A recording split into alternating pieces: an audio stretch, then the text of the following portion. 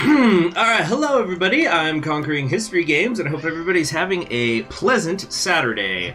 Welcome to the start of my Lermond campaign, which last live stream I was basically just trying to set up. So let me, I'll talk about who Lermond is when we get to the, once we actually become him. So in the meantime, we're just going to kind of kick it into gear here and try to get through this thing quickly.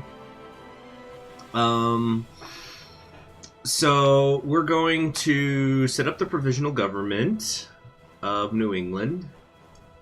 If we do that first, yeah, I'm pretty sure.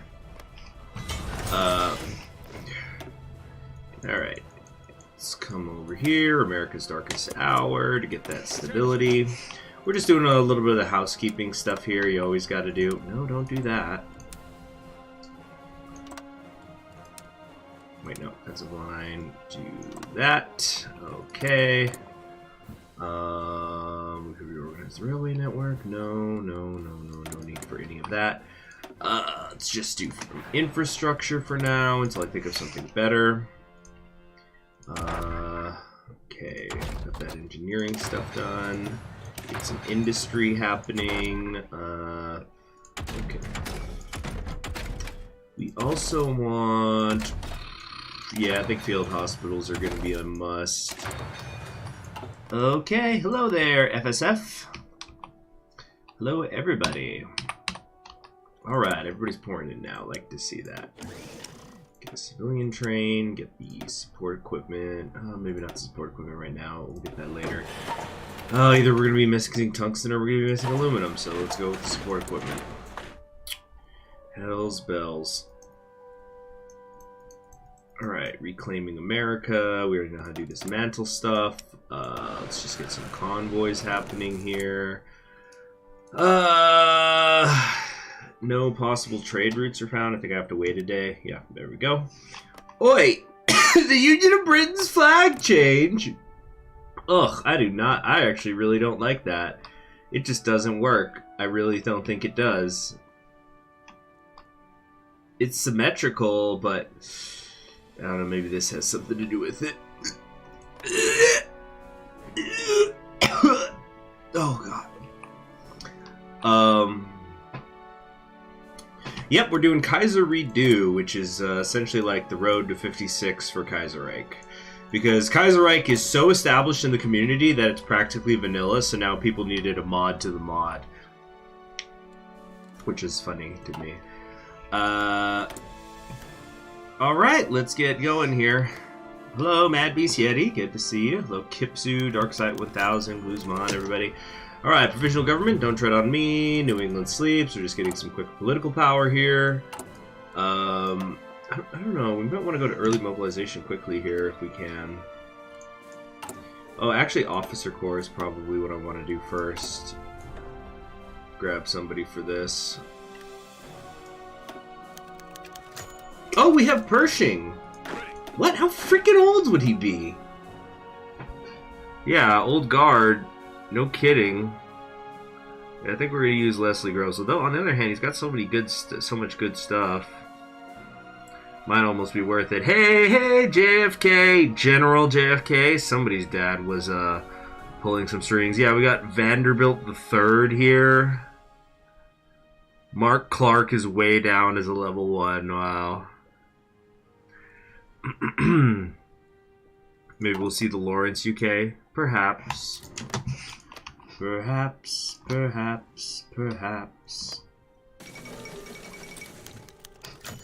What's the path we're taking today? We're doing Lermond. We're doing the natty New England. There's some Lovecraft stuff, which we're not doing today.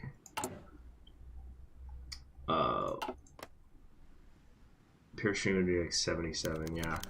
Quaker Alliance, yeah, so essentially the religious society is working together. Alright, syndicalist revolts are increasing. JFK and the 48 colonies marries Elizabeth. What? Isn't she like a decent amount older than her? Well, I gotta check this. Okay, Queen Elizabeth. Let's see. So Queen Elizabeth was born in 26. Oh, isn't that around when JFK was born?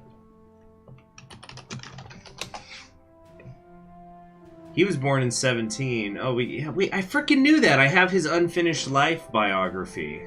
Why did I not know that? So yeah, he's got 10 years on her. Okay, yeah, that's fair. Although, when did he get married in real life? I'm trying to remember that now. Whoops. Dang it.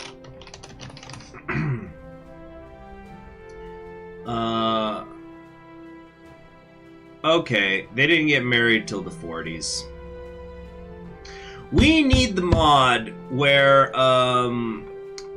he actually gets married to Monroe. Maybe Monroe would have been better. I'm just saying, I'm just throwing this out there. Do we think that Jackie O read Ulysses? Do we think that she was at that level? Do we? Because I'm just saying that. Let me pull up the picture.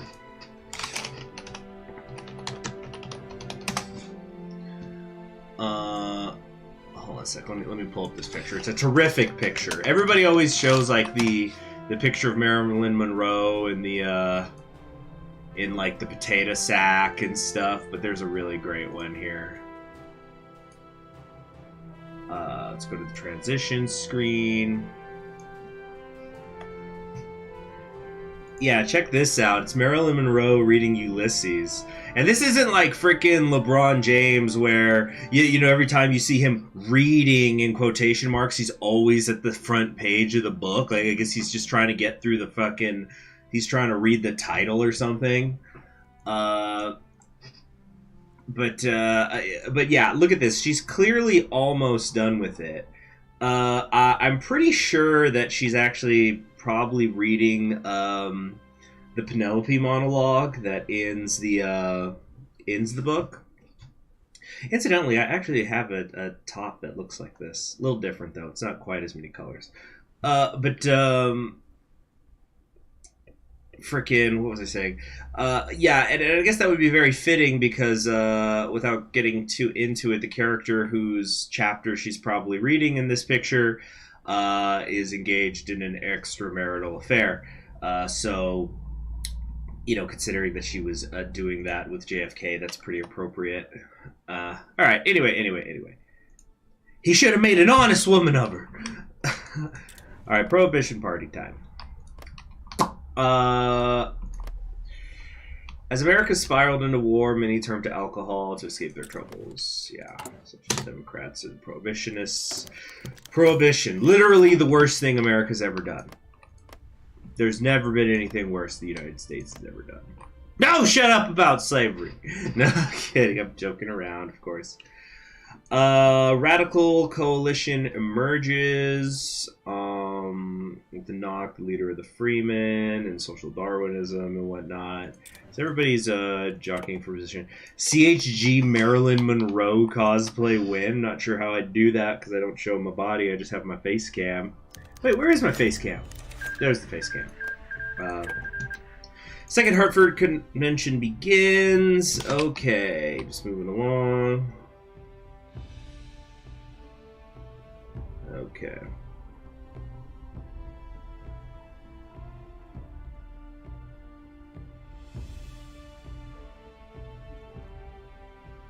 All right.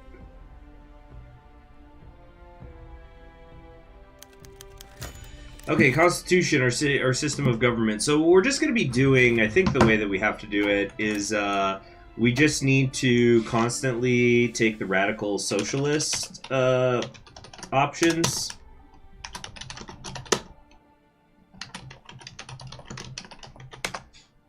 Do your logo with a wig for fun. Yeah. Extremist. Yeah, so we just always want to take the options that are going to slant us to radical socialism, which is initially actually going to turn us into Quakers, but we'll be able to pivot from there later into Lehrman. Constitution is obviously the finest document ever written, and yet our republic has suffered 2 civil wars. The authors are the ancestors of some now in attendance. It's true the Roman Republic survived its fair share of civil wars. But the Quaker Alliance and the Prohibitionists argue our Constitution's fundamental unfairness has brought us to calamity. In their view, the Electoral College allows prejudiced and territorial leaders to maintain power and create fractures in the Republic. The Democratic-Republican coalition has come out strongly against the destabilizing influence of broad democracy. So we want equal representation. By the way, I want to thank everybody who donated via Super Chat yesterday. I did hit the goal of being able to get a new microphone. The one that I'm using now, obviously it's still functional and it's better after I mess with the OBS filters, but the fact of the matter is, I have been using the same one for quite a while, so what I'm just going to be doing is when that new one comes in, we're going to swap it out. I'll keep as backup in case something goes wrong. But yeah, I think it's time for it to rest. Time to retire. Alright, so Constitution framework. The executive power shall be vested in a President of the United States of America. He shall hold his office during the term of 4 years and be elected as follows. Each state shall establish polls open to all members of the public who are citizens. The citizens shall cast votes for their choice of president and vice president. The person having the greatest number of votes for president shall be president if such a number is the majority of the votes casted. So it sounds like there's no electoral college here. It's straight up popular vote. By the way, did you guys know that there's no constitutional right to vote for the President of the United States? It doesn't actually exist. I've been studying the Constitution a lot more lately. It's a very fun and interesting document. Actually, let me go grab. I have like a one. Like, hold on a second. Let me grab one of my several copies. Be right back.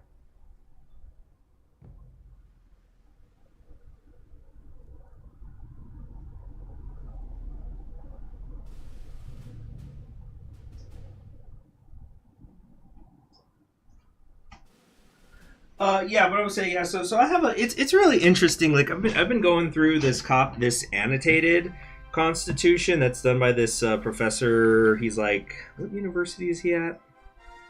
I guess it doesn't really matter. But it's this guy called Jack Racovey. Here's the thing, though. This is a very interesting book, but there's 2 things I can't fucking stand about it. One is that it's kind of a small book. I guess you can't really see it, but it's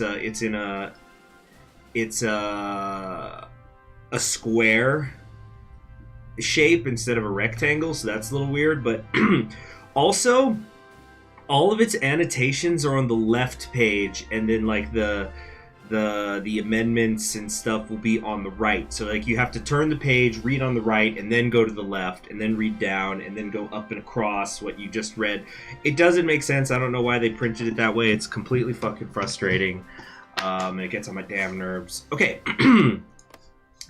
Like I'm actually fuming while I read it a lot of the time. So, while many immigrants came to America during the Weltkrieg, this flood of newcomers has slowed in recent years because of the recession. There's competition for jobs. Blah, blah, blah, blah, blah. Here we go. Prohibitionists and Quakers, to the horror of everyone gathered, have suggested throwing open the doors of New England as a land of Christian charity and opportunity, and not just for Europeans, but for people fleeing war across the world. So I'm going to say the leftists are right. Isn't it supposed to say there's some sort of effect? Let's see. Everyone's always like capitalism this, monarchism that. I just want to go into the woods and start a local commune for Lermond's sake. Hey, Gil! Good to see you! Greetings from COVID country. Praise Nurgle. Yeah, what is that symbol by your number? I don't know, but it converts to a very, very even number. That's nice. I hope you were well. Guys, remember when El Paso was the Triple C? The COVID capital of the country. Oh, wait a minute. Oh, shoot! Well, there goes the monetization on the video. Whatever. Order's been restored in New England, so we're officially puppet. Oh, what? Okay, hold on. I guess we gotta technically redo this now. That was weird. Nope, no. Too dark. Like right there. Okay. In Brazil, voting is a right, but voting is also compulsory, so question mark. Yeah. Freaking yeah, it's really funny because like I've studied government in university, government/political science, and let me tell you, political scientists love Brazil and they love Peru because of the compulsory voting. So it means that you get all the data. You know, it's like you force everybody into the booth, so that means you get the maximum amount of data. Now I do remember I had a professor who said he didn't believe in compulsory voting. But yeah, he basically said, but I sure do like being able to get all the stats from it. All right, so balance of power. Also, thank you very much for the super chat. Greatly appreciated. I'm not sure why the alert didn't go off. Oh, it's because I don't have the Streamlabs set up. Oh, no. I forgot to do that. Hold on. Let me do a couple things here then. Let me just do a couple of things. First off, let's get some special music up and running for Gil. I don't even know what. We need some sort of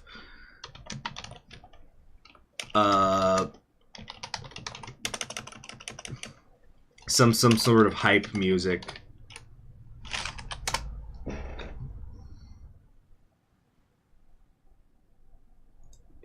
Here we go. This one goes out to Gil. Thank you for the super chat! While I work on connecting the Streamlabs so we can get the alerts.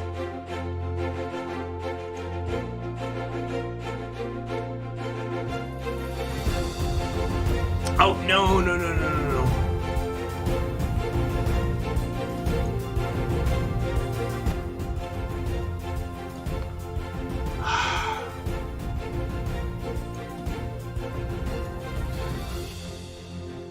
Okay, alert box.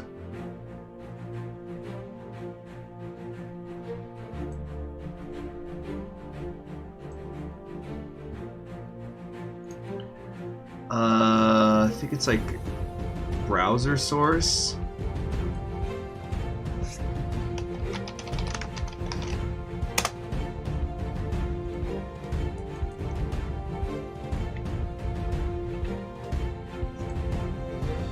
Okay, that should work. I'm not sure.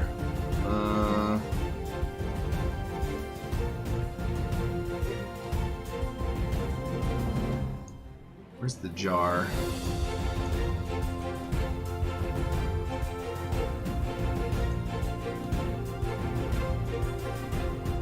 All right, let's do. I think it is still supposed to be browser capture. So like tip glass.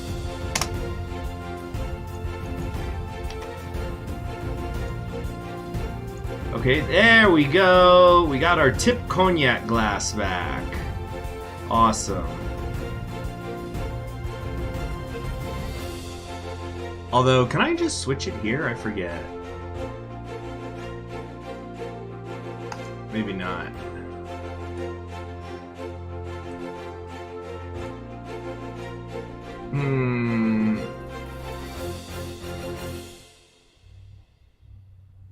Let's see here. I don't know.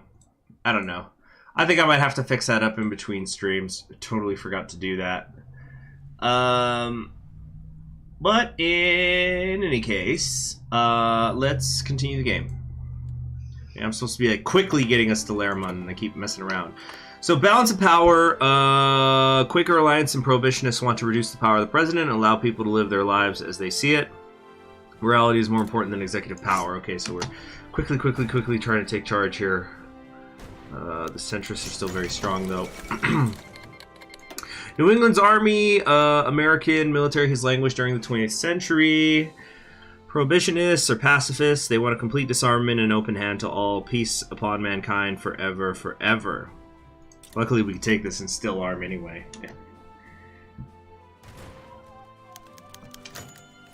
Let's see. New England delicacies, odd expression, but they stir steam a good half. Let's see here. Oh yeah, this is the meme event. Hold on a sec. You guys are gonna like this. Governor Herbert H. Lermond of New York has made a Point of popularizing Northeastern cuisine as a means of differentiating New Englander identity from the greater American nation and the Canadians to the North in the midst of the Second American Civil War. From true New Englander delicacies like clam chowder, lobster rolls, Boston baked beans, and Johnny cakes to true blue New York classics like pastrami and corned beef, bagels, New York City-style pizza, cheesecake, and even the famous street meat of the Big Apple. Yankee food from all ranges of the palate have been popularized and pushed around the nation. Oh, now I'm craving like some pastrami or corned beef sandwich. I don't even know where I'd get corned beef in this city. Anyway, most popular of these local delicacies, however, is a curious meal originating out of a restaurant called the Pump Station in Albany, New York. Right here.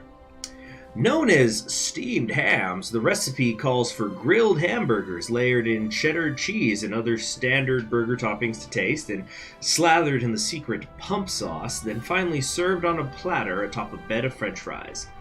Despite the name, the dish has nothing to do with steaming or hams, instead supposedly coming from a unique Albany expression, though no one else in upstate New York calls this particular dish such a name, even in Utica. Regardless of this odd naming quirk, they grew in popularity among New England's political elite and educational staff. I like the educational staff part. Yeah, the teachers and principals and the superintendents, huh? During the Second Hartford Convention, after a roast prepared for the nation's leaders and local intelligentsia was ruined in an oven fire, causing a blaze that some would say resembled the Northern Lights. Despite this disaster, these burgers have become a hit across our Union. And with steamed hams and other dishes like it, New Englander culture shall thrive like never before. An odd expression, but they sure steam a good ham. And we get 50 political power. Thank the meme lords, everybody, for our political power, which will now allow us to immediately go to partial mobilization. Although, again, we're going to do partial mobilization. Early mobilization. All right, judicial system, Quaker Alliance of Prohibitionists propose a radical new plan of dissolving the Supreme Court and instead relying a completely federalized system of high courts in each state. Who but God is supreme? Well, if God's on our side, then would we ever need war? Kipsy, you made something with me relating to the Monroe conversation. Ooh, tell me. Aurora Borealis! Ferreria? At this time of day, at this time of year, localized entirely within your Hartford Convention. The friends and I think I've talked about this, that some friends and I, I'm doing my first ever D&D campaign with them. We just do a few hours once a week. But basically we had this moment where the big bad evil guy, look at my DMs. What, like on Discord? Okay. Give me a sec. But we ended a session where the bad guy showed up in this tent we were in. Like, he just kind of materialized. Just said, hello there. Oh my gosh, this is incredible, Kipsu. I think I might have to use this for my next thumbnail, or maybe I'll put it in my community tab. All right.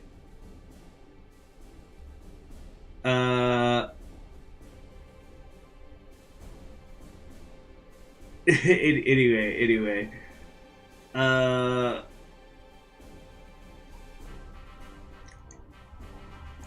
Oh, somebody else also DM'd me on Discord. Oh, it was in real life friend of mine.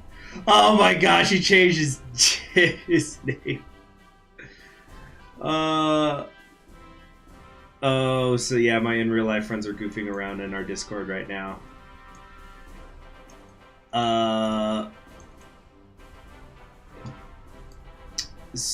Anyway, I got completely freaking distracted. Oh yeah, so like the big bad guy. Oh yeah, we're gonna say who needs an executive.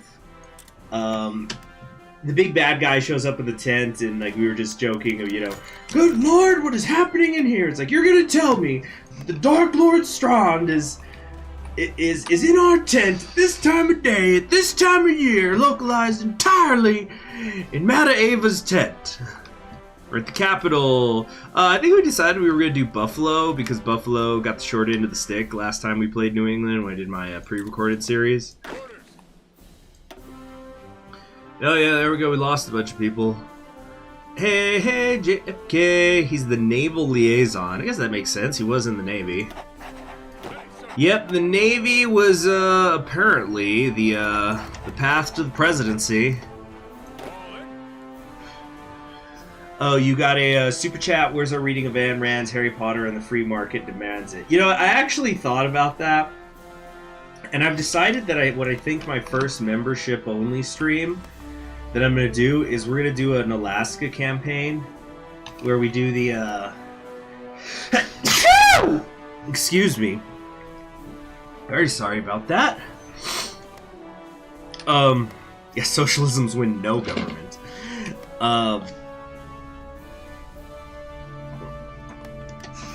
Freaking. Sorry about that. Yeah, big sneeze.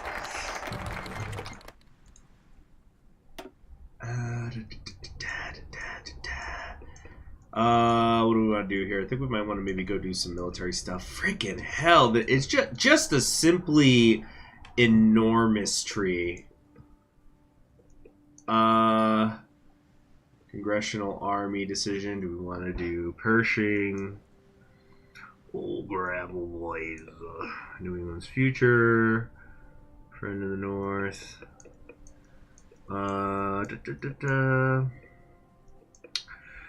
We should do the Infrastructure Act. Electrification, American capitalism. Reestablishing the Minutemen would give us plenty of population. Well, let's do this infrastructure thing real quick. We get ready for the other stuff. Yeah, but I think we'll save the Ayn Rand stuff for an Alaska run. And I'll like maybe read those at the start of episodes or something. Provisional government. We cannot live in anarchy. We need a government to run New England and organize our upcoming election. So we want Charles Pickett, right? Yeah. Make sure I'm doing this right. When modded New England gets more content than base game Italy.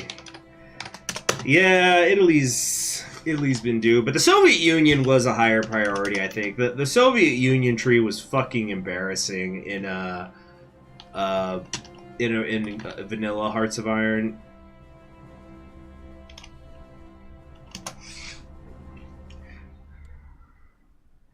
Alright. Pickett secures control. Gosh, I did it. We're gonna make it, everybody. We don't talk about base game Italy. Fred Trump is fleeing. Fred Trump has fled New York City. He was only days away from arrest or worse. We should not anger the syndicalists any more than we have to, since we've intended to remain neutral. Decision one way or another could imagine our relations with various factions to the south.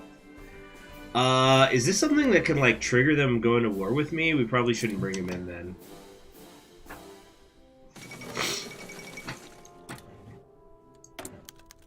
Wrath of the Righteous. By and large, a pacifist movement, a fact few will doubt.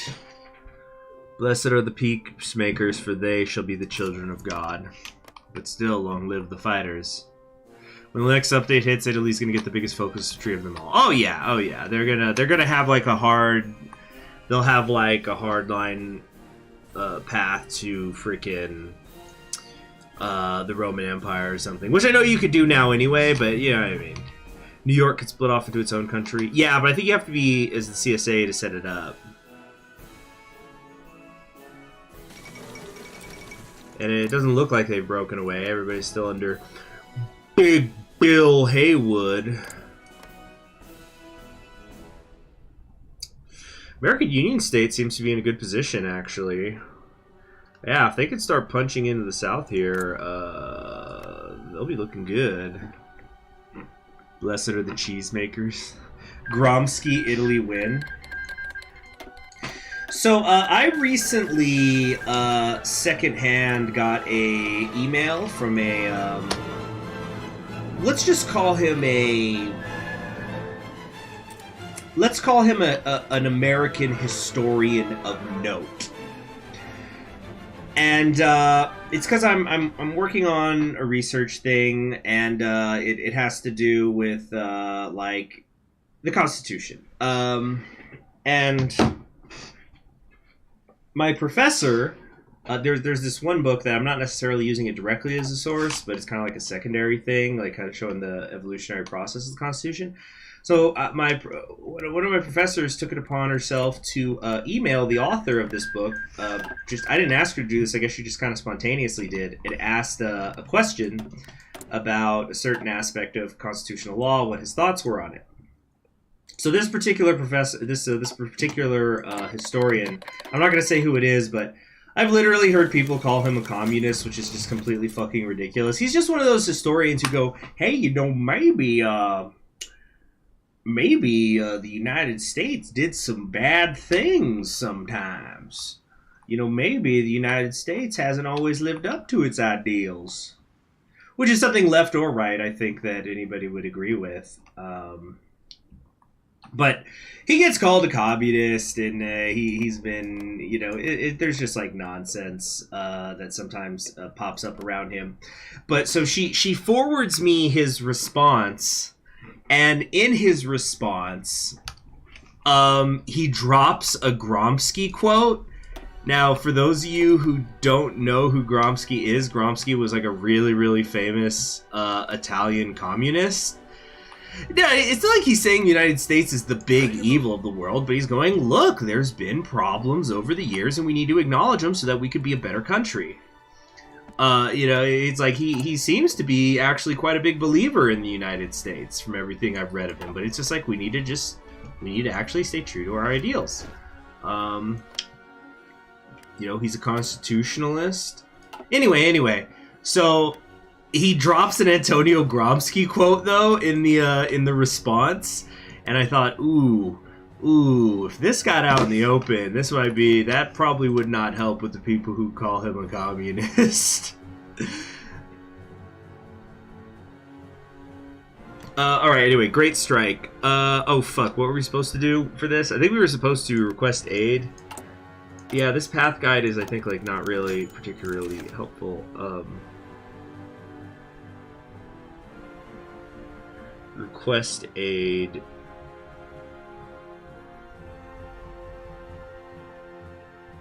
Yeah. Alright. Communists detected on American soil. Nobody likes historians, not even other historians. Alright, I think we're supposed to bring in the aid. Great strike, Lermond path. Or say we can handle this. Or do we have to say it's not a serious threat? Was that it? Yeah, I think we're supposed to say it's not a serious threat and then we get owned. Because they're like, oh, we don't need help.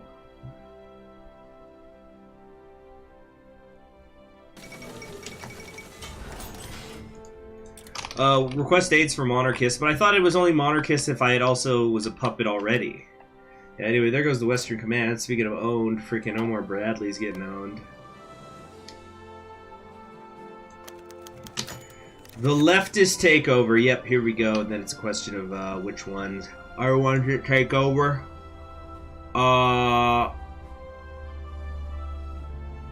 So, in a surprising turn of events, the leftist strikers have overwhelmed government forces in New England and taken power. However, though the cause of revolution seemed simple enough as a unifying force for the rebels, the question of governance is much more divisive. There are two main camps among the New Englander leftists.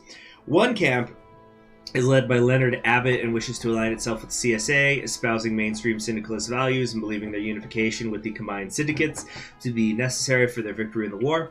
The other camp, led by the populist socialist Norman Wallace Lerman, espouses Bellamyist ideals along with an emphasis on nature. Lehrman does not share Abbott's enthusiasm for the anarchist cause in the Red Belt, instead believing New England should seek its own destiny and perhaps eventually reunify the United States under its own command. These two groups, unified until now, have come close to exchanging blows recently. It seems only one group will be able to win out in the end. We're doing Lermond, so Lermond's moderates take power, so we're going to lose political power and stability, which would have happened anyway. New England becomes known as New England. There we go. Oi, why doesn't the flag, when I looked it up, have these stars? No wonder there's that empty space.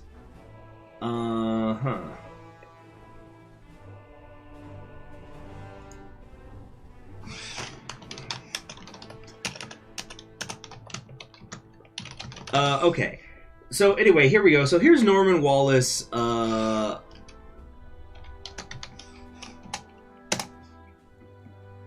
Let's talk about Norman Wallace for a little bit. Norman Wallace Lermond for a bit.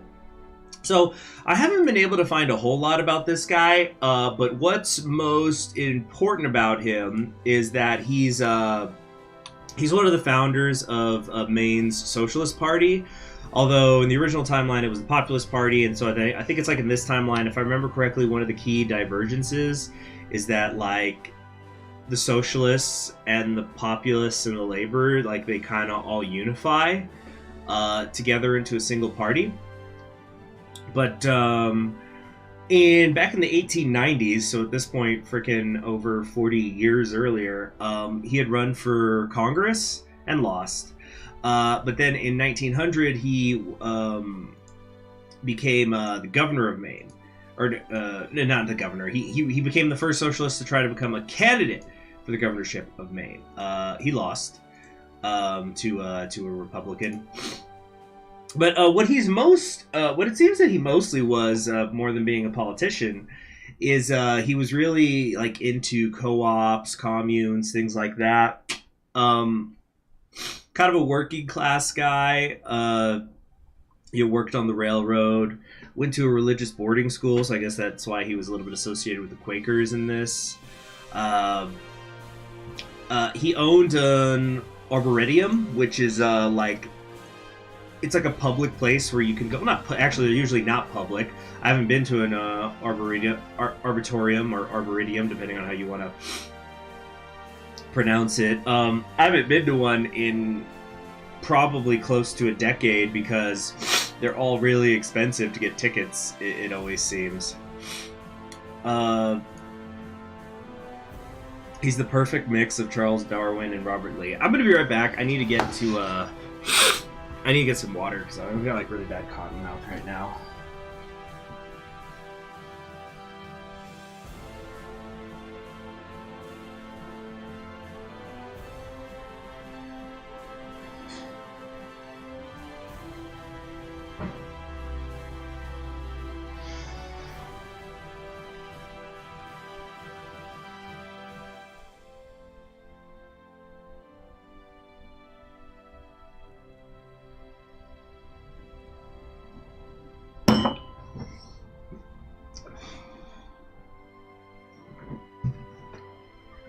Okay. So anyway, yeah, he's very he was a very nature focused person. In fact, when he died, he wanted to be buried in his tree collection in a pine box under a pine tree. So what's probably more important for understanding him is looking at Edward Bellamy. So Edward Bellamy was an American who wrote this book called Looking Backwards, which was it was kind of like this at the time really well-selling book that's like about a utopian potential future, really socially minded American branch of socialism specifically. And it was all about, like, you know, doing away with private property, nationalizing it, and they were, like, always trying to not use the word socialism, because socialism's always been a bad word in American history. Of course, like, all political terms at this point in American history are just completely fucking devoid of meaning, which is one of the reasons why polls are just useless now.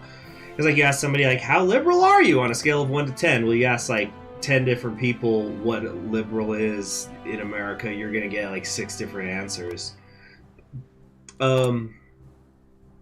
Arboretum. Arboretum, yeah. So anyway, there is actually a little description of Bellamyism here in this world. So pertaining to the writings and theories put forth by Edward Bellamy and his followers, the Bellamyites, Bellamyism, or Bellamyite thought is a homegrown American form of utopian socialism tied to agrarian pursuit. I'm sorry, I gotta blow my nose.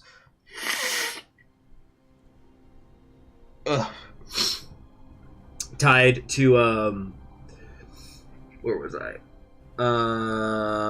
Agrarian pursuits and cooperatism under a populist and progressive society. First tested and popularized by utopian communes during the Gilded Age of American history. Yeah, because I think his book came out in the 1890s or something. Bellamyism has since grown and expanded to become one of the dominant forms of American-made socialism, linked with the ideas of nationalist clubs or organized networks of socialist political and socio-economic groups working towards nationalization of all industries in order to eradicate competition while using a label less fear-inducing than socialism to the American public. Bellamyite thought seeks to bring humanist, environmentalist, populist socialism to all while tempering society against our natural sins and vices in order to build a new utopia. This actually reminds me of something I saw, a little news clip I saw yesterday. So on PBS, I every once in a while like to tune in to it used to be called Brooks and Shield, but now it's Brooks and Caphart. It's this thing they do on Fridays on the PBS NewsHour in the United States, where they have somebody who's a conservative writer and somebody who's a liberal-minded writer, which, like, what the fuck does that mean, right? They'll just kind of talk about events for like 10 to 15 minutes. But one of them, Brooks, he's such a fucking bitch. Like, and this has nothing to do with his political ideologies, just like him personally. He's such a fucking bitch. He gets on my goddamn nerves all the time. The other guy did too. They both kind of annoy me sometimes. But anyway, this Brooks dude though, yesterday, it was one of those things where it's like a broken clock is right twice a day. They were talking about Joe Biden's approval rating regarding what was it? I think it was regarding events in Ukraine. But Brooks unfortunately brought up a great point where it's like, you know, when you tie ideas to people start answering. They start answering differently. Like, there was like a really famous example, of course, like over 10 years ago, I guess 14 years ago, no, about 13 years ago now, where it was like when you asked Americans how they felt about Obamacare, they would split along ideological lines. But when you asked Americans how they felt about the Affordable Care Act, the polls would skew, like they'd be radically different, even though they're the same thing. And so he was talking about how, like, yeah, if you ask an American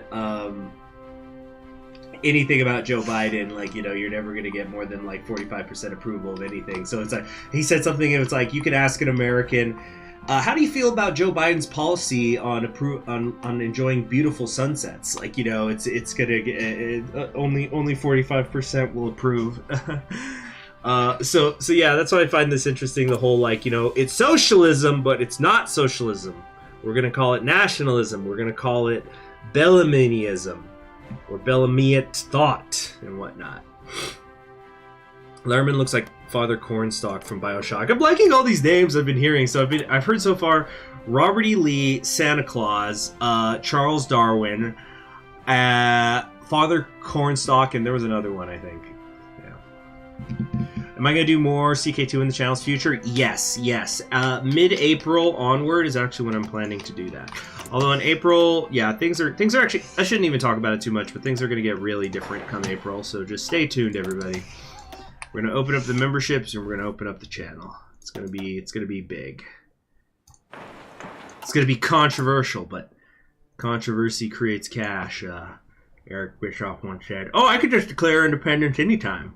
Oh, what is this? Establish utopian colonies or plan utopian colonies? Establish utopian colonies.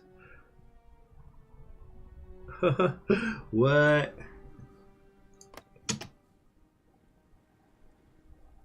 Biden is definitely one of the presidents of the United States. Of all the presidents that America's ever had, he's one. There you go. And that's all I got to say about that. All right, here we go. The Grange, socialism and populism. Utopian ideals have been ingrained within American society for over a century, with the first experiments into utopianism and communalism blossoming in the earliest days of our nation. That's true. Check out The Great Awakening. Harkening back to commendable attempts at functional utopias, such as the New Philadelphia Colony or our leader's own Equality Colony, President Norman Lehrman has taken power in New England and shall attempt to bring these unique ideas into the modern era. Combining forms of socialist, populist, and grand ideals, Lermond seeks to rebuild New England into a true socialist utopia for all citizens, with large emphasis being placed on environmentalism, communalism, and unionism, while also heavily drawing from the ideas of populist titans such as Edward Bellamy and William Jennings Bryan. Under Lermond, New England shall be made to face true equality no matter the cost. So that's reminding me. CHG is going to reban from conquering history games to cheesing history games. I'm just like a cheese tasting channel. The world will know of my pacifist ways by force. That voice actor, John DiMaggio, who does Bender, I saw a clip recently. I don't know what show it was from. It was another animated one, but he was whatever character he was voicing, it looked like they were in a courtroom, and so they're going like, "I plead the fifth," and then they whip out a shotgun from underneath their chair, and they go, "And the Second Amendment." You're currently doing a little homework, but I'm having to stream on the side. Oh, that's good. I was doing that late last night. I don't want to talk about it right now, but I was kind of up late, and I was just trying to get my mind off of stuff, so I decided to pick up that Vampire Survivors game because it was like, well, why are you playing? Why weren't you streaming? I just trust me, guys. I was not in the headspace to stream.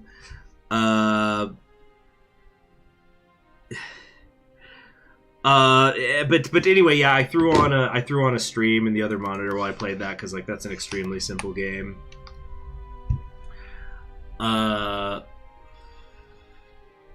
President Wallace Lermond is not only a devoted socialist and man of the people, he is also a man finely tuned to the call of the wild. Oops, hold on a second. Taking on a love of living things in the natural world from a young age, he has long dedicated much of his spare time and professional career towards this undying love for life in all its forms. However, chief among his natural loves are the great sturdy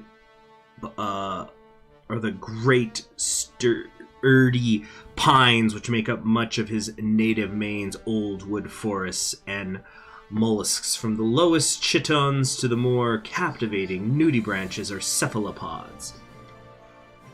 Particularly loving marine forms of mollusks, sea snails have long fancied our aging president, with his collection of seashells alone numbering in the thousands, and himself even having a species named after him. Oh, the Lehrman snail. This love and wealth of knowledge is not only wallowed in uselessness behind closed doors or within quiet minds, however, as Lehrman has published his findings and work at length, as well as contributing parts of his collection to round out displays and inventories of museums across New England. That sentence might be just a pinch long. On top of this, he also runs one of the most popular literary publications in the nation with his monthly issues of The Maine Naturalist, a magazine showcasing both scholarly articles and photography discussions on a wide range of biological and ecological topics coming from Lehrmond's own Knox Academy of Arts and Sciences, further fostering a greater reverence for nature across all of our populace as more of our fellow New Englanders subscribe to the publication.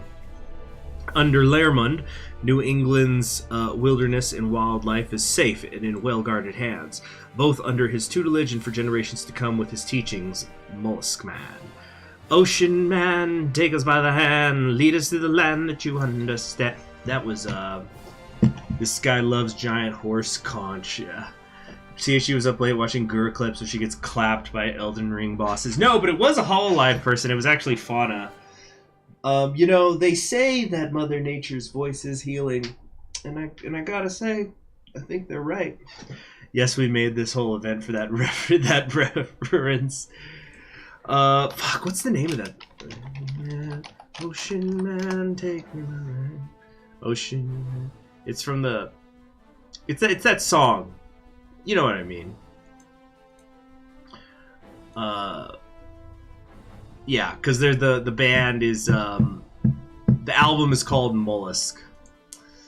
This dude is Roosevelt's national park policy on steroids. Yeah, probably with less hunting. I am Lermond and I speak for the trees. That's awesome.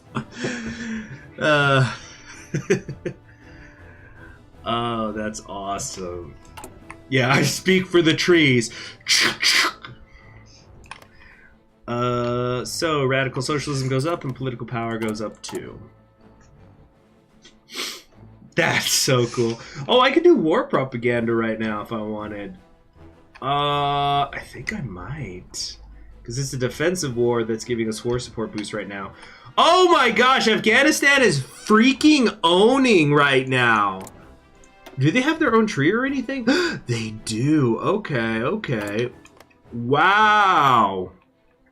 Oh my gosh, can you imagine an Afghanistan with this much power? Wow. I'll tell you what, here's what we're gonna do. Let's go ahead and throw that song on, actually. The Ocean Man song. The hell with demonetization. This one's going out to let all the Lehrmanites out there. Man, take me by the hand into the land that you understand. I shouldn't sing over it, sorry. It's awesome.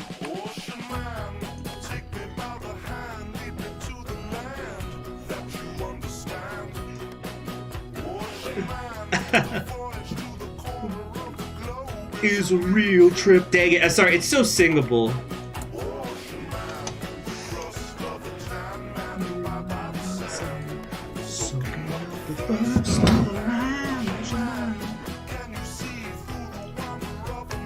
Oh, yeah, we were going to do the war propaganda before Afghanistan's finished owning us. I keep saying owning today.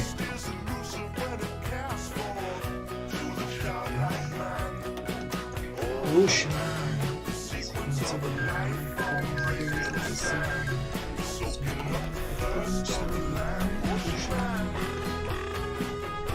2-minute song and you still get a guitar solo. Hell yeah. Everybody! Can we get some Ocean Mans in the chat? Let's go. Weakest Afghanistan versus the strongest British. Yeah.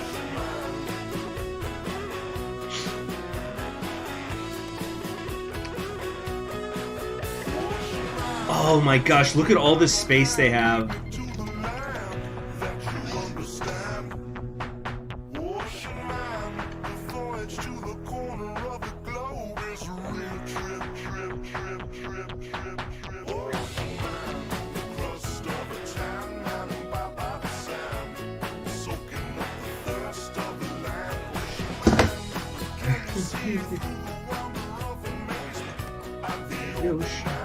So I'm not even talking, I'm just grooving right now.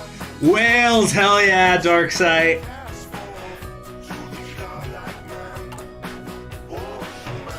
Okay, do we want to do some military high command now?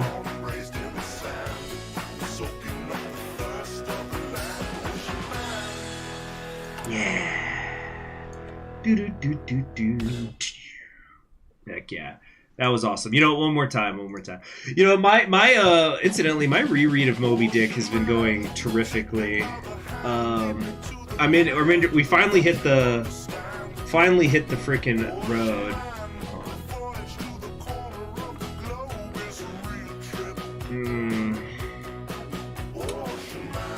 Hold on, I'm thinking here. I'm trying to think of what army experience we want to get.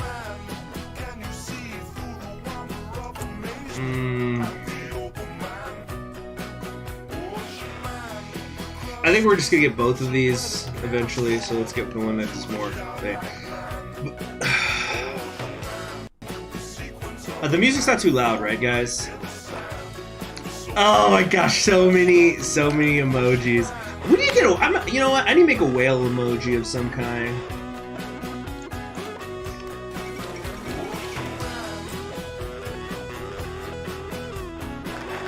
But Yeah, freaking, so in Moby Dick and the reread, I think, for those of you who don't know, I've been doing a thing where I'm reading one chapter of Moby Dick a day. Me and some friends are doing this together. And, wait, Legacy of the Populist Party.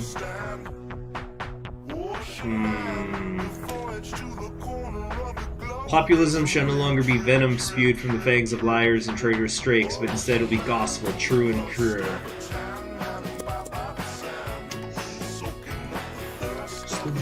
So, but yeah, there was a point where it was kind of dragging. There was like a week where it was dragging, but now we're on the Peakwood. We've hit the ocean, and like it's done like 3 chapters in a row where Herman Melville is just like talking about how awesome like whalers are, and it's freaking great. It's amazing.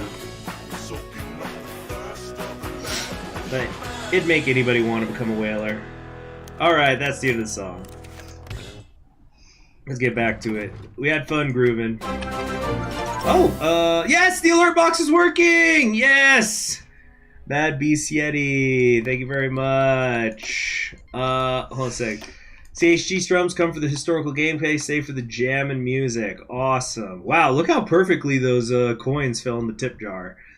Yeah. The hopeful commune on the river. A group of refugees shambled along the side of the Hudson. Any Hudson River School fans out there, by the way? I'm sure one. They had escaped from New York City a day ago, leaving their Harlem boroughs as word spread that in the safety of New England, there were communes and communities setting accommodations, or in some cases even being assembled all together to allow streams of refugees to settle down.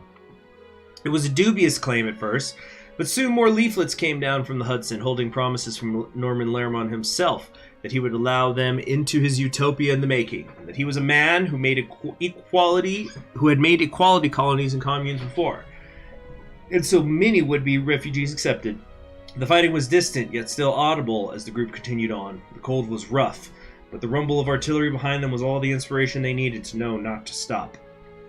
The next they knew, signs and helpful villagers were guiding them into the newly assembled village of wood and brick cottage on a grassy bed on the by the Hudson, with government and charity workers offering them freshly made meals. Perhaps the sayings about New England were true. All's well that ends well. So stability goes down a little bit, but we got political power and manpower. Excellent.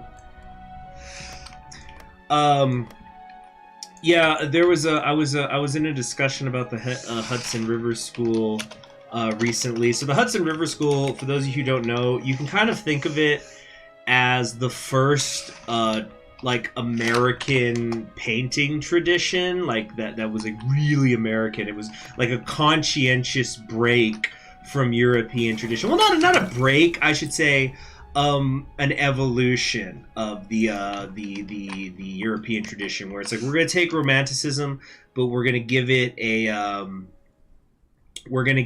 American flavor. And so, how do you give it an American flavor? Well, you paint American landscapes. Now they're like really interesting. They're very fantastical. They often are of like they're often paintings of places that don't actually exist, or I should say that they're more like oh, the Black Revolt popped out. Okay, Mr. Dubois is here. Boy, he's been a topic lately, hasn't he? Go check out my Black Revolt campaign. Let's see here. As we continue building up our economy and expanding the road network, questions arise of which direction we should drive in. Do we want to do... Oh yeah, do we want to drive on the left or do we want to drive on the right? Either way, we'll get stability. So we're going to drive on the side of freedom! We need the Dubois-Lermond alliance. Well, wait, I'm trying to remember. I should know this. I did a guide with them. I think that there's some sort of centrist path where you can actually just unify with some of them. Whoa, this looks new. Oh, shoot. I think this is a new tree here. Okay, meme path. Got it, yeah. Yeah, that's, this is new, I'm pretty sure. It has been a year. Can you send volunteers? Oh, that's a good question. No, because we're at war. Because we got pulled into this war. Oh shit! Afghanistan did it. Oh my gosh! Afghanistan has a coastline. Oh my gosh! The Barakazai Empire has been established. Wow. Many have tried to take our little piece of land and subjugate our people, and most have failed. Afghanistan is one of the most unconquerable places in the world, and our people are not easy to sway either. While our enemies may make initial gains against us, it's only a matter of time before they get themselves lost in the labyrinth of mountains at our employ. May we never kneel to foreign dogs. Wow. Wow. Freaking, when you look, all I'm saying is when you ring up the base department, they answer in Pashtun. Yeah, Afghan coastline, blessed timeline, yeah.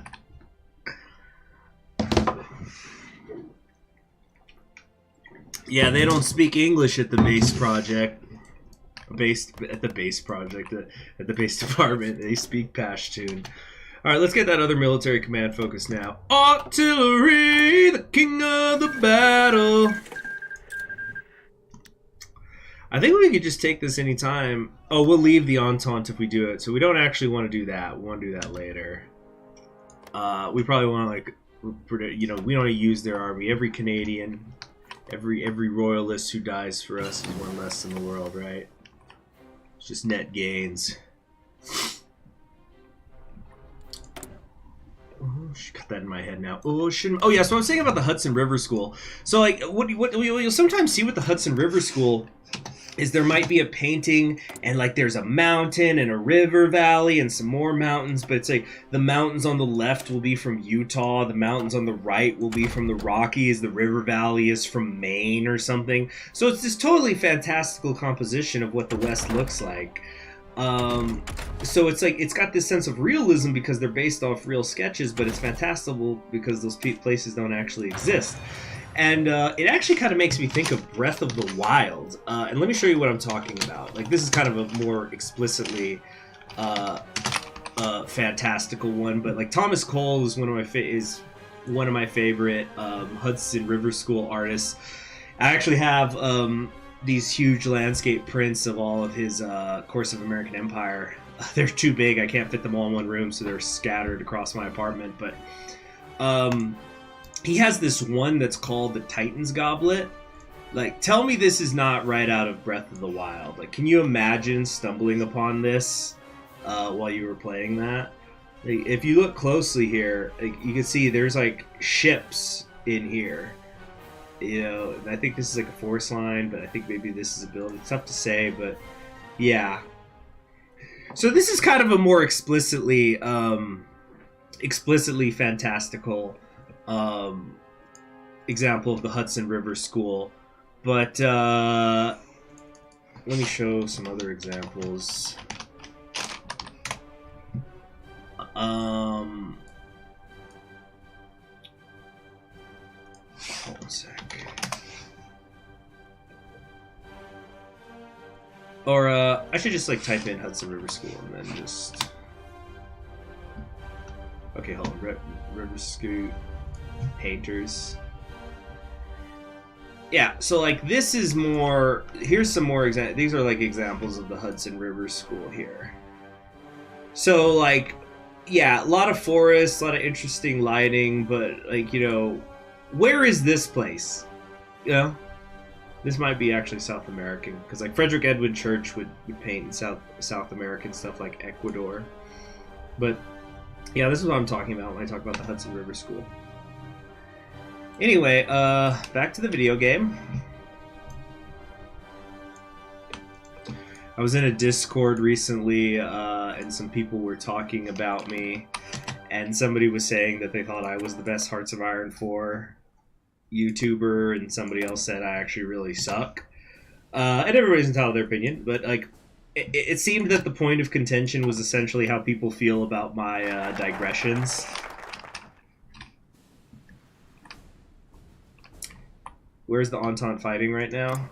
Oh, that's a good question. Yeah, if the Afghanistan war is over. Puerto Rico! Oh, Puerto Rico broke away! They broke away from the West Indies. They're under Pedro Campos now. Wow, well, I know I'm in the Entente, but good luck. Wow. Then again, it's very small. It's only the one tile. If if it's just gonna come down to they need our help. We got called into the Canadian War. Wow. Okay, sure. Well, now we're at war with the Princely Federation.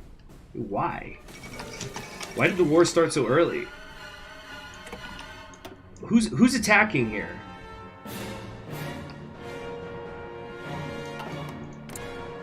Oh, it's because okay, I see. So yeah, he went down the path of refusing the reforms. So now the princes are revolting in the south, and then the Bharatiya commune and Delhi get a chance to go to war. So I guess Delhi is taking that shot now. CHG streams do have a lot of tangents, yeah. I always thought the base department uses Esperanto.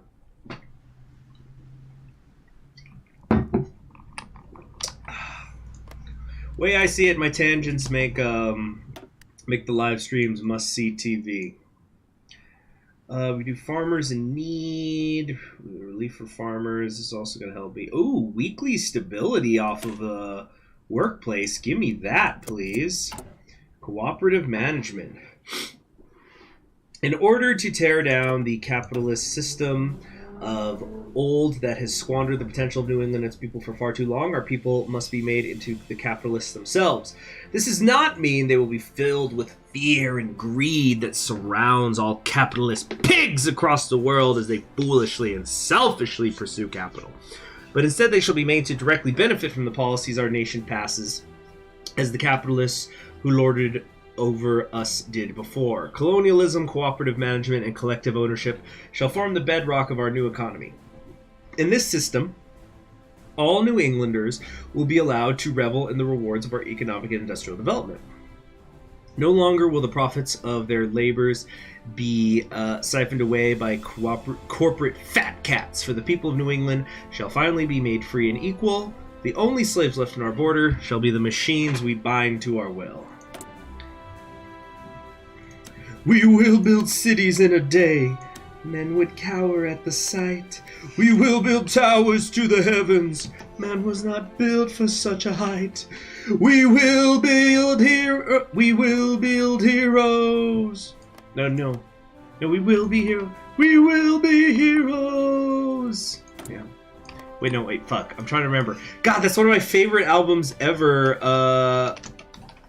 And I'm forgetting the lyrics, so it's like, we will build cities in the day, they would cower at the sight, and then they're going to the hand. We'll be heroes. And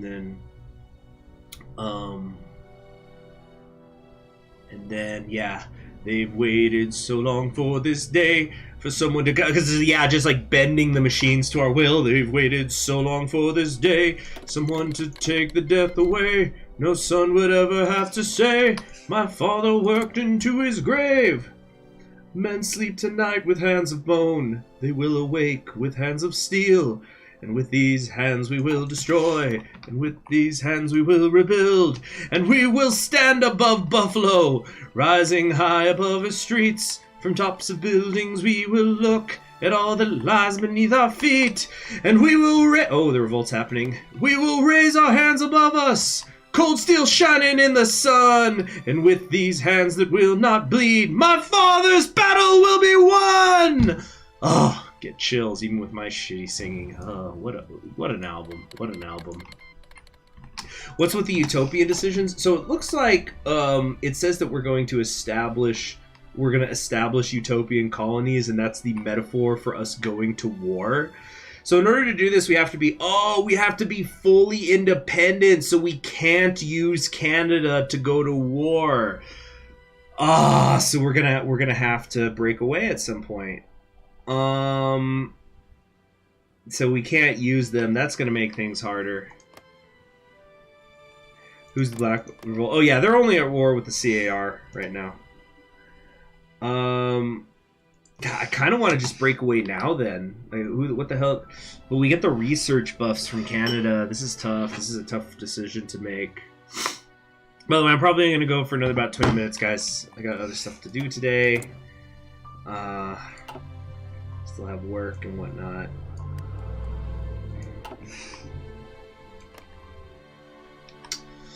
Yeah, I would really like for them to... Oh, wow, they just changed over. Oh, Duse Muhammad. Oh, the furthest along the spectrum of basedness, many would say. This is the one everybody wanted me to play when I did my Barrack Revolt. They were very upset that I didn't.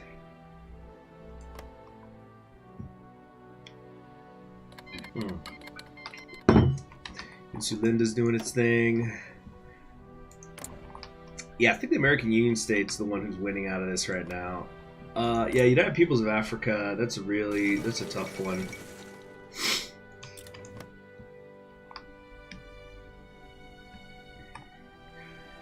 Insulindia might be a fun one to do one of these days. So this is one happy man right here.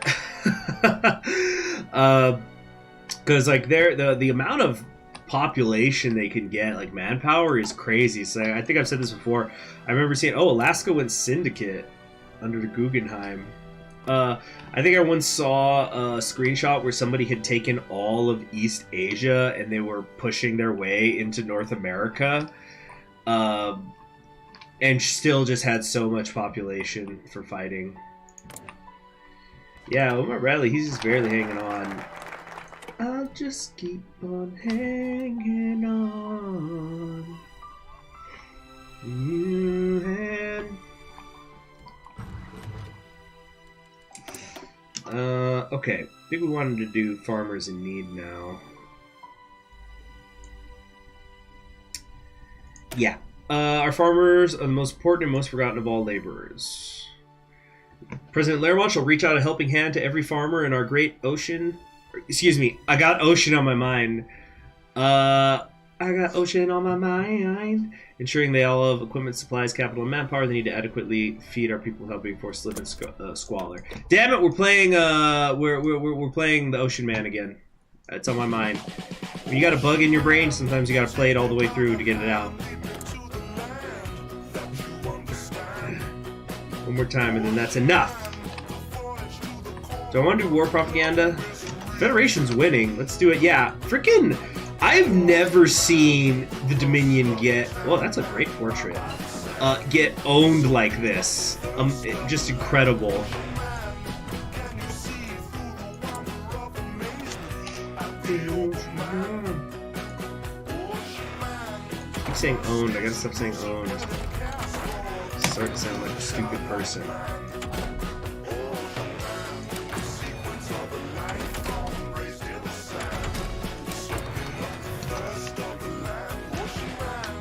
Alright.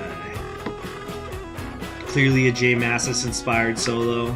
This is not a jazz master, I'm sure of it.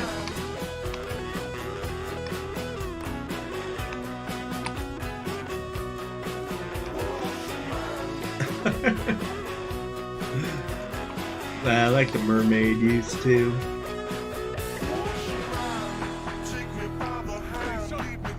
Oh, Leslie Groves, we can give him a new thing here. Offensive doctrine, yeah? Actually, defensive is probably better for us. You know what? Charismatic.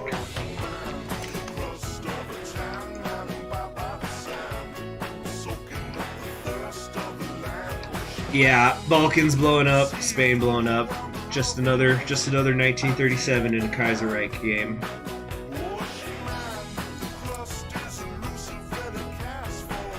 Yeah. Oh wow, Lev Gerstein's in charge. I've maybe once seen the AI choose this path. Because they must be doing the Republic, where like they can choose their prime minister, their different heads of state. Nabokov? Vladimir Nabokov could become prime minister? What the fuck? Is JFK the Ocean Man?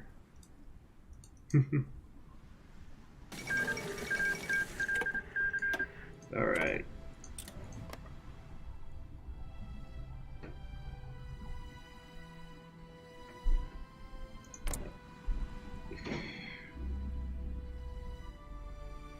Yeah. The Social Democratic Labor Party. The so-called Mensheviks. Yeah, but I think they're doing the path where they could have a parliament, but then you could have like the party in power is like slightly separate from whoever you can have be your actual leader. Because like if you do like a conservative from way back when I used to play Russia all the time, if I remember correctly, and it may have been updated since then. Plus one in Kaiser Redo, so of course this is different. But like you could do things like you can have a conservative parliament, but you could then choose to have Lev be your prime minister, but it would cost you something like 400 political power. Show the New England tree. Like, you want to see all of it? It's freaking huge. Nabokov, that's so funny. I think I might have said this before, but I'm actually reading Nabokov's translation of A Hero of Our Time, which he likes to have like his little commentaries on, besides just translating the shit. He has to say how he feels about the story, which is actually getting a little bit annoying. I don't know if I'll ever sit down and read Lolita, though. If I did, it wouldn't be till next year. I've got a lot of other Russian literature. I've got a huge backlog of Russian literature I want to get through before then.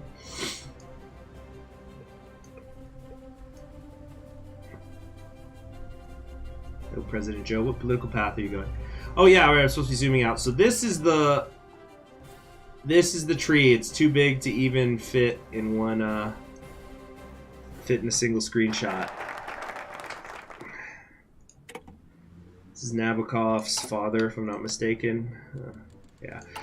But, like, I don't know if I'd do Lolita. I know there's people who really, really like Lolita. I knew a guy who really liked Lolita. Like, he liked Lolita so much that when he was trying to learn French, he was, he didn't want to just eventually learn Russian so he could read Lolita in Russian. He was also trying to learn French because he wanted to read Lolita in French. Like, he just wanted to... Yeah, he was super into that book. Was not a great guy. Who'd have thought, right? Who'd have thought from somebody who was into a book about, raping a minor. I'm just not entirely sure what the appeal of that book is supposed to be. Is it like aesthetically beautiful language or something? He liked Lolita so much he went to jail. No, he hasn't done prison time. The guy I'm talking about. Although he did once get completely fucking screwed. He had some. That guy had trouble picking his friends. Yeah, basically this person I'm talking about, one of the reasons him and I aren't really friends anymore, I haven't seen him in years, is like he just never really wanted to hang out with people who actually tried to care about him. He'd hang out with other people who he thought were his friends, who would just hurt him. And like one of the ways was that he got thrown under the bus on a weed possession charge.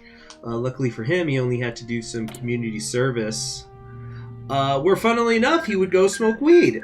He would do it at an animal shelter, and then he was working there for a little bit.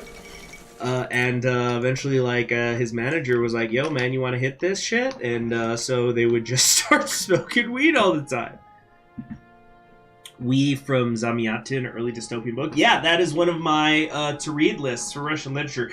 This year is just the year of Russian literature for me. I actually have a list of everything that I'm planning to read. Let me pull it up. By the way, I'm just kind of talking about other stuff. This is kind of just turning into a chat session because we're just on 5 speed. We're waiting for some things to get done. So yeah, it's New England's the slowest start into the American Civil War. Yeah, poor United Peoples getting destroyed down south. But yeah, I have a ton of Russian lit I want to read this year, culminating in reading Life and Fate from Vasily Grossman. But of course, all the stuff along the way I'm enjoying too, at least so far. So yeah, I had a list of like 5 books I wanted to read, and it just kept getting longer. Let's see here.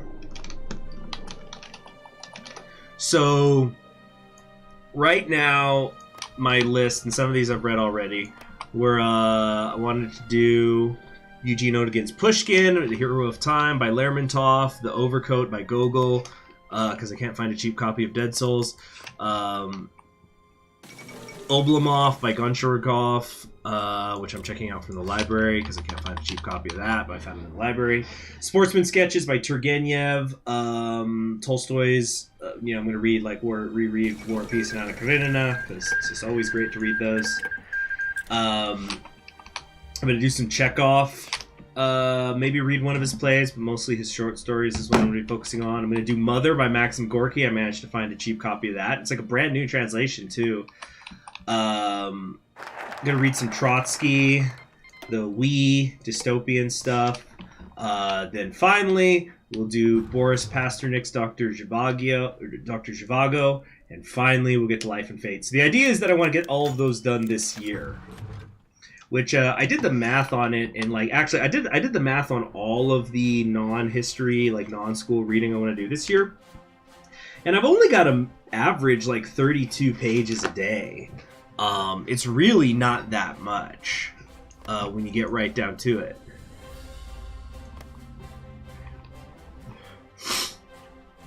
Considering the monstrous size of a lot of the books I want to read this year are. Western Command's making a comeback. Yeah, what the heck? I think they signed some sort of truce with the Pacific States. Where they have war goals on each other. Yeah, wow. There's more unionization. We're formalizing an official union for his profession. The New England Malacological Union. Lermond seeks to band together all Mulsock studying naturalists, marine biologists, researchers, and professors in order to protect the inherent rights of those intellectual laborers.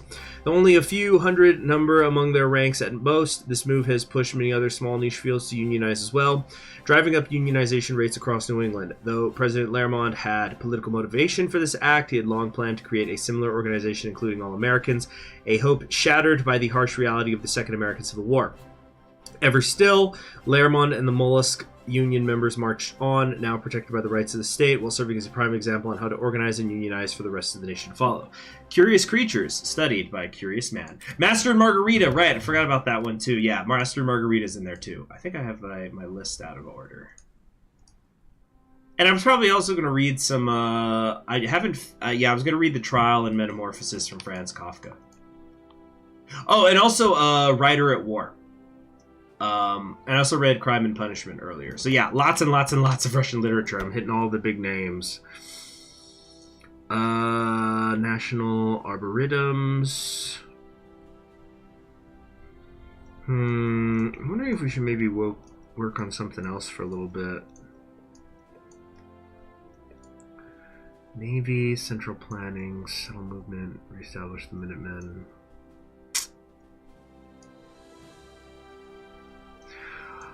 What do we want to do here? What do we want to do? Is it all just political stuff over here? Utopian colonies, find leftist allies. So maybe we could work with the Third International. We can create our own faction. That's interesting.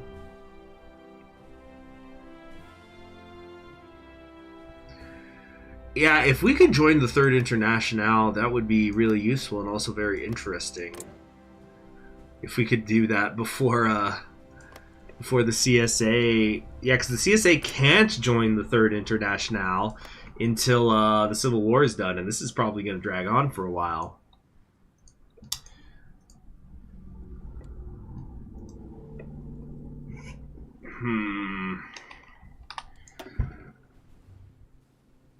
Political power. Yeah, so much of this is political power stuff, but you need political power before anything else.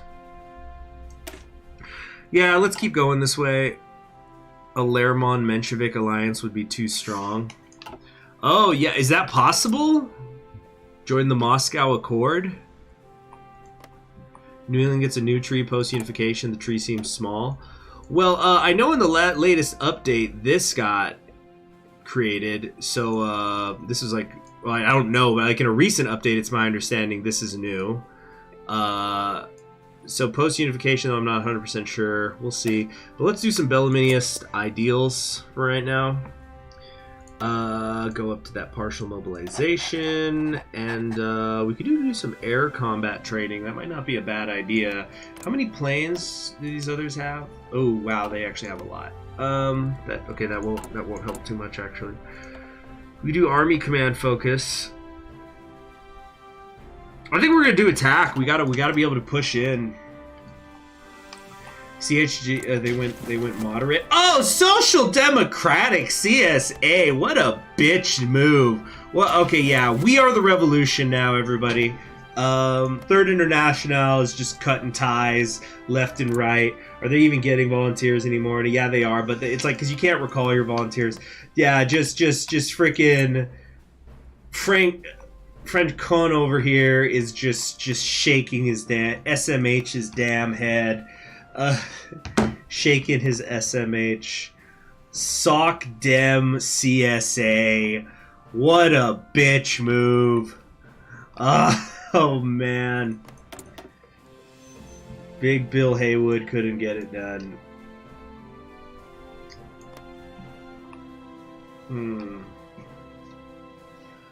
But I hope everybody's gonna have a nice oh yeah, that's right. These two like formed an alliance. So I guess like these two sort of have an alliance, and these two sort of have an alliance. Wow. Yeah, Murray's done for. So's Lie. Collaborating with the bourgeois and with Huey Long. He's a good guy.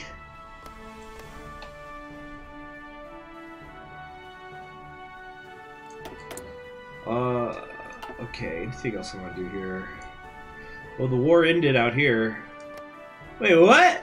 The Dominion of Delhi and the Princely Federation have basically swapped their territory, so it's a race to who's going to capitulate first, I guess. Let me take a look here. This is very, very interesting. Princely Federation is 64% toward capitulation, but Delhi is 70-something, so, I think if they lose... Yeah, why isn't Delhi just taking Karachi here? They'll probably win the war instantly if they do. What a mess. What a freaking mess.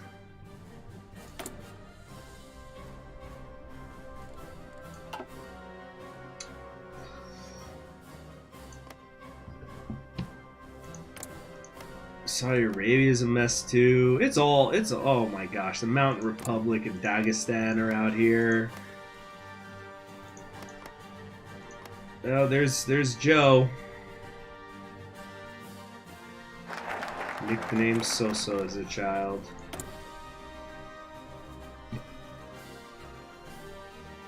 I need to quit checking this. There's no decisions I want to take. All right, so what we're gonna try to do is we might rush finding leftist allies, but I definitely want to at least come down here to the utopian colonies so we can keep getting more political power. Annual income, big sweeping reforms. We continue to draft ever more sweeping reforms and legislation in our bid to remodel New England society from the ground up. A radical new plan has been brought up within our ranks, with President Lermond giving it greater thought on each suggestion. Universal basic income. Drawing on ideas from Bertram Russell, Clifford Hughes, and Edward Bellamy, President Lermond and his fellow utopists have coalesced their ideas and critiques into a coherent plan to allow a monthly stipend to all adult citizens in New England.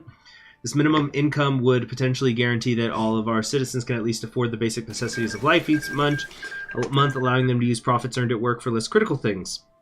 That shall give all New Englanders a taste of the good life that the capitalist lords of the past used to enjoy so exclusively. Now all New Englanders may taste the sweet bliss of prosperity and wealth. Let's see. Close air support. Probably wouldn't hurt to take this. Is there anything else I want to... Probably should get like Gaffey though. No, not Gaffey. Groves. See you there, Francisco. Oh, so speaking of American socialism, so I remember I once, so as you can imagine, my YouTube recommendeds are a complete mess because I'm playing communists, I'm playing socialists, I'm playing Burgundians, I'm playing democracies and centrists and monarchisms and stuff. So I get just a total spectrum of stuff recommended to me, like across the political spectrum. Like I think I might have screenshotted it before in the past, where like I'll have a recommended of like, Ben Shapiro owns the libs, and then right next to it in the recommended it's like 10 times Ben Shapiro was an idiot or whatever. But I remember I once got a video in my recommended, and it was something like it was something like Beginner's Guide to Socialist Literature or something. Cable radio for the masses. Hit programs like The Yankee Weatherman with John McDonald and The Midnight Zone, hosted by famed New England author H.P. Lovecraft. If bread is the necessity of life, recreation is a close second. Yeah, so it was socialist literature for beginners or something, and it was from this guy, and he was from the Midwest. I think that was his name. He was like the Midwest Marxist or something. But he was just talking about, so these are things that, I'm going to do my bad impression of a Midwestern accent. But when I think of like a Midwestern accent, I think of like really polite people. Although it's my understanding that like Minnesota nice is actually like a slur. Well, not a slur, but it's like a phrase. It's like calling somebody Minnesota nice is somebody who seems polite, but they're actually a real piece of shit, is my understanding. But anyway, they're going, some of these books, it might seem complicated, but when you're dedicating yourself to a life of militancy, you're going to be rereading these books. So don't worry if you don't understand it all in the first go. I just thought that was so funny, that line he says, dedicating yourself to a life of militancy. That polite phrase. But anyway, I think that's going to be it for today. I might stream this tomorrow. Might be the last of my non-membership exclusive Sunday morning streams. No promises though. Probably Tuesday night would be next for sure.